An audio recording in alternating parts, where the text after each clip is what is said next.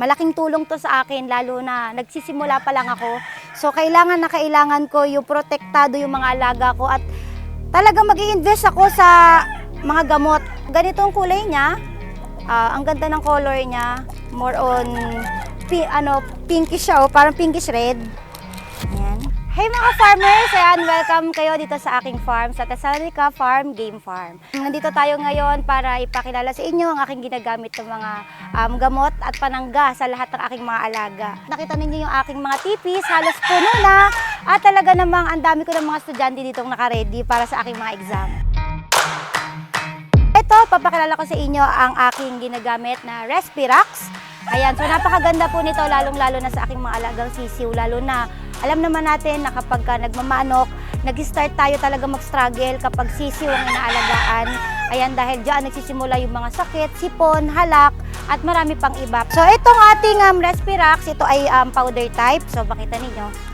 Ayan siya. Napabilib ako sa Respirax dahil iba na yung content niya, mas pinaganda at pina-level up. Kung yung mga gamot na ginagamit natin dati, more on amoxicillin lang ang content.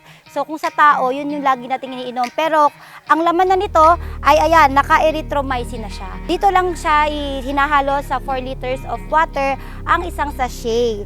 Ayan, so gano'n lang yung tiplahan niya. At pwede nyo nang ipainom sa inyong mga alaga. So napakaganda nito at subukan nyo dahil simula nang ginamit ko ang Respirax, talagang nagkaroon ako ng mga malulusog na sisiw at hindi ko na problema ang pagpapalit ng panahon, lalo na iinit, lalamig. So yan yung kinahihina ng resistensya ng ating mga alagang sisiw.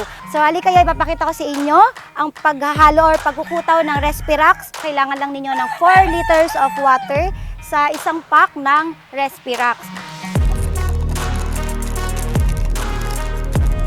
So bawat pulbos nito, ang laki ng tulong sa alaga niyo. So yan, then after, ikutawin lang natin siya.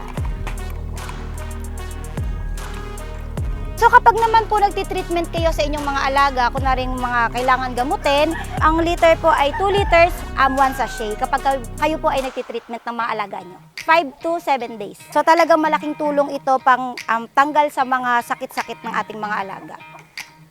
Kasi ngayon, kapag sa mga sisiw natin, pag nagkahawa-hawa, sobrang hirap at nagkakamatayan ng mga sisiw.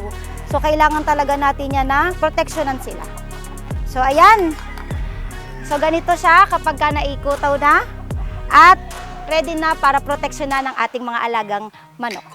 Kaya sa inyong mga alagang may sipon, pisik at halak, relax ka kapag may Respirax.